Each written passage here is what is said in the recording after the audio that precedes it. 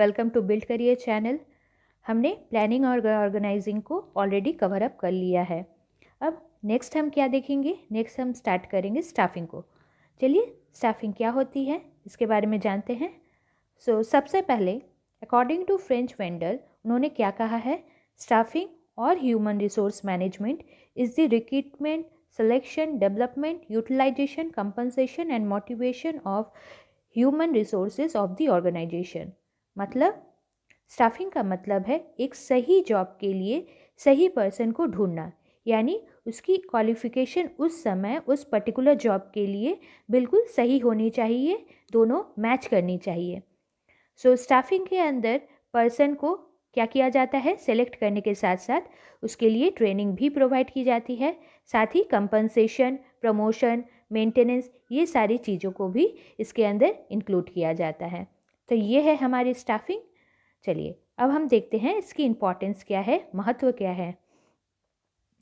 तो सबसे पहले क्या है? Obtaining competent personal. स्टाफिंग का सबसे पहला काम क्या है? ये इसके जो क्यों स्टाफिंग की नीड है, तो इसका सबसे पहला काम है कि कॉम्पिटेंट पर्सनल को ढूंढना।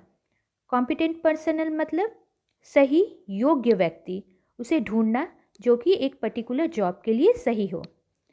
नेक्स्ट है हमारा putting right person at the right job. ये सुनिश्चित करना कि प्रॉपर रिक्रूटमेंट प्रोसेस के थ्रू व्यक्ति को चयन किया जाए और उसे एक सही जॉब प्रोवाइड किए जाए उसके क्वालिफिकेशन के according. Next, development of organisation. अगर सही इफ़िशिएंट स्टाफ को अगर हम सेलेक्ट करेंगे, अपॉइंट करेंगे, तो क्या होगा? इससे जो कंपनी है वो क्या होगी? कॉन्टिन्यूअस सर्वाइव करती रहेगी और क्या होगा? इंटरप्राइज जो है वो अच्छी तरह से ग्रोथ करेगी और सही तरीके से वर्कआउट कर पाएगी। नेक्स्ट है optimum utilisation of human resources.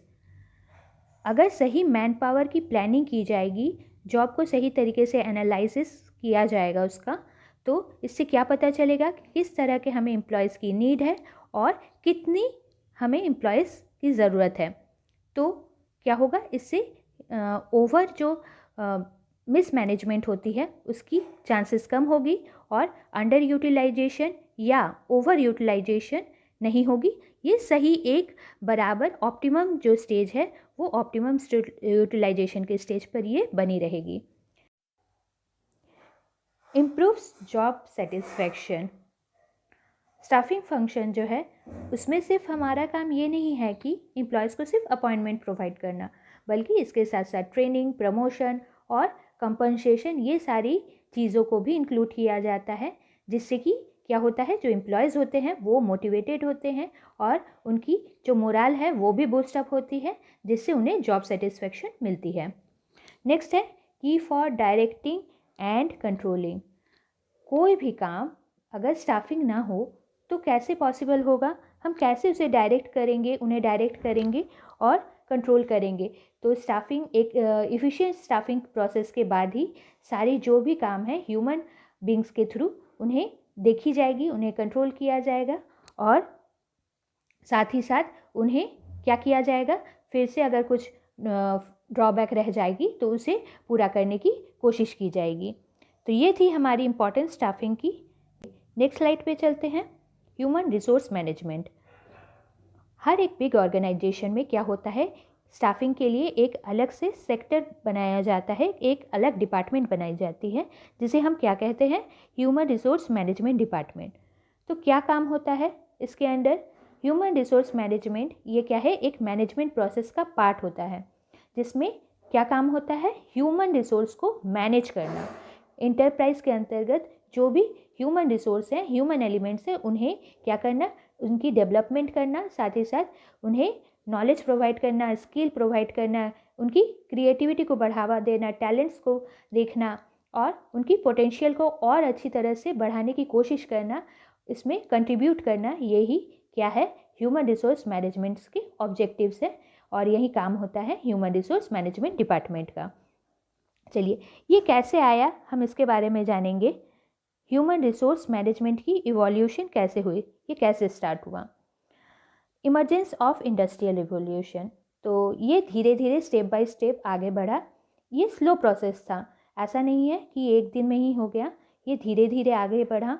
तो सबसे पहले क्या हुआ कि जो इंडस्ट्रियल रिवॉल्यूशन की इमरजेंस हुई, तब क्या हुआ उस टाइम पे क्या हुआ था कि ट्रेड यूनियंस जो थी वो बहुत ही ज़्यादा एक्टिव लाइन में थी, एक्टिव वे में काम कर रही थी। उसके बाद नेक्स्ट था जो ट्रेड यूनियन एक्टिविटीज़ थी, उन्होंने क्या किया, मैनेजमेंट को फोर्स किया कि उन्होंने कहा कि एक पर्सन ऐसा अपॉइंट किया जाना चाहिए जो कि कंपनी की जो ओनर है, मालिक है, और जो नॉर्मल पर्सन काम कर रहे हैं, वर्कर्स है, इनके बीच एक लिंक प्रोवाइड करे।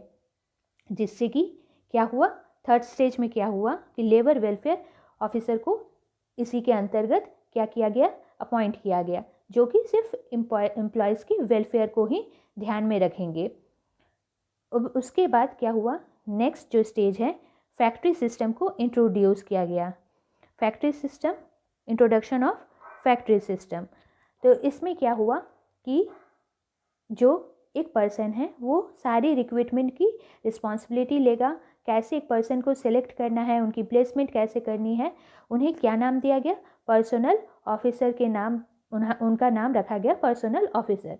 और इस तरह से धीरे धीरे क्या हुआ कि इस पोजीशन की जो है कीमत बढ़ती गई। लोग समझने लगे इसके इम्पोर्टेंस को कि ह्यूमन रिलेशन अप्रोच बहुत ही ज़रूरी है एक कंपनी की सही डायनामिक तरीके से वर्कआउट करने के लिए।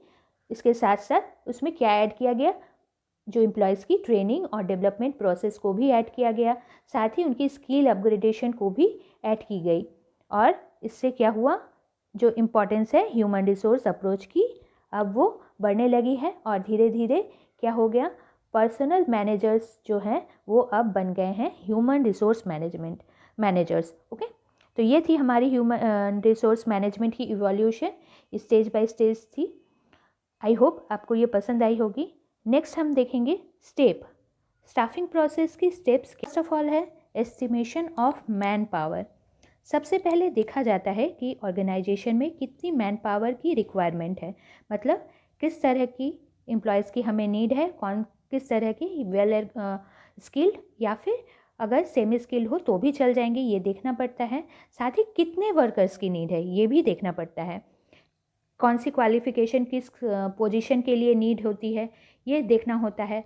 और नेक्स्ट एक कंपैरिजन करनी होती है वर्कलोड की वर्कफोर्स के साथ।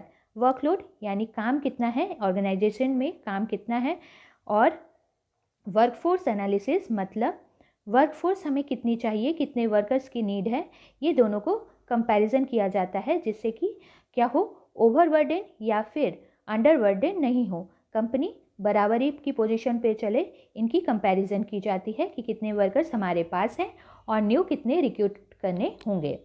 नेक्स्ट होती है हमारी रिक्रूटमेंट प्रोसेस बहुत तरह से की जाती है। क्या किया जाता है इसमें, कंपनी एडवर्टाइजमेंट करती है या फिर बहुत बार एम्प्लॉयमेंट एक्सचेंज, कुछ कंसल्टेंसी सर्विस के थ्रू या फिर कॉन्ट्रैक्टर्स के थ्रू भी ये रिक्रूटमेंट की जाती है। यूजुअली न्यूज़पेपर में इसकी इन्फॉर्मेशन प्रोवाइड की जाती है, एडवर्टाइज की जाती है। इससे पता चलता है कि कंपनी को कितने एम्प्लॉयज़ की नीड है और क्या क्या क्वालिफ़िकेशन है, और इससे बहुत तरह की चॉइसेस एक कंपनी को मिल जाएगी। कुछ फ्रेशर्स उन्हें मिल जाएंगे कंपनी के लिए जो सही तरीके से उनके लिए वर्क करेंगे। नेक्स्ट है सिलेक्शन। इसमें क्या किया जाता है, सूटेबल कैंडिडेट्स को चूज़ किया जाता है थ्रू इंटरव्यू प्रोसेस, और पहले टेस्ट लिया जाता है, फिर उसके बाद इंटरव्यू ली जाती है। इससे क्या होता है, जो बेस्ट होते हैं वो चूज़ किए जाते हैं। Placement and orientation. Placement, company की जो पोजीशन है, जो जॉब उन्हें प्रोवाइड की जाती है, उन्हें प्लेसमेंट प्रोवाइड की जाती है थ्रू अपॉइंटमेंट लेटर। और ओरिएंटेशन का मतलब है कि जो नए एम्प्लॉयज़ आए हैं उन्हें पुराने एम्प्लॉयज़ के साथ इंट्रोड्यूस करवाना, उनको फैमिलराइज करवाना। नेक्स्ट है training and development. Training, company में क्या किया जाता है, प्लेसमेंट के बाद उन्हें ट्रेनिंग प्रोवाइड की जाती है, न्यू स्किल्स दिए जाते हैं, कुछ बेटरमेंट प्रोवाइड किया जाता है जिससे कि उनकी डेवलपमेंट सही तरीके से हो सके। और उनकी करियर प्लानिंग सही तरीके से की जा सके, प्रमोशन उन्हें मिल सके। और last but not least compensation, उन्हें कंपनसेशन की जाती है, कंपनसेट किया जाता है। तो ये थी हमारी स्टेप्स। नेक्स्ट हम क्लास में देखेंगे कि जो स्टाफिंग है उसकी क्या क्या एस्पेक्ट्स हैं, एलिमेंट क्या है, कंपोनेंट क्या है, साथ ही रिक्रूटमेंट की कौन कौन सी सोर्सेस हैं। अगर क्लास अच्छी लगे तो प्लीज़ लाइक शेयर सब्सक्राइब करना। Thank you for watching this class.